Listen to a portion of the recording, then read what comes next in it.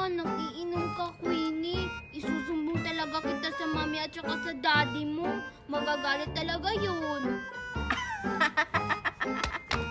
Si Nicole naniwala, hindi naman to alak eh.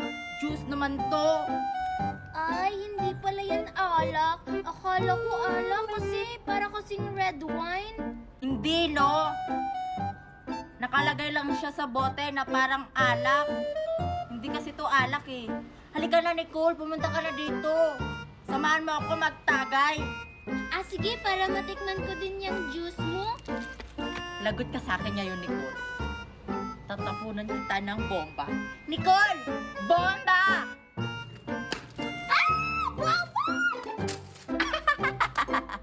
Si Nicole natakot eh. Hindi naman yan bomba eh. Ito talagang si Queenie.